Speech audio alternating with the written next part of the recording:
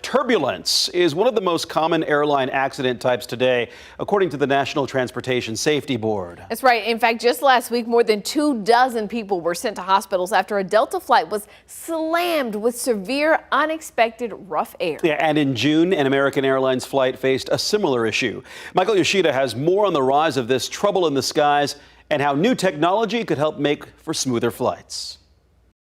25 people taken to hospitals after a Delta flight experienced severe turbulence, causing service carts and unbelted passengers to hit the ceiling and forcing an emergency landing. Today, there is 41% more severe clear air turbulence in the skies over the USA, 55% more over the North Atlantic.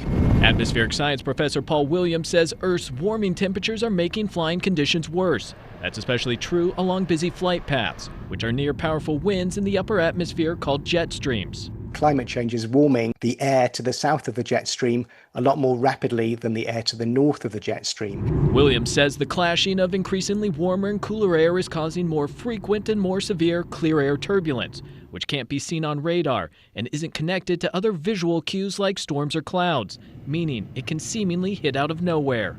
A stronger jet stream has what we call more wind shear in it. That's the wind speed increasing with altitude, and more wind shear equals more turbulence. So that's the link from temperatures to the jet stream to the winds to the turbulence. According to the National Transportation Safety Board, between 2009 and 2018, flight crews had no warning in about 28% of turbulence-related accidents.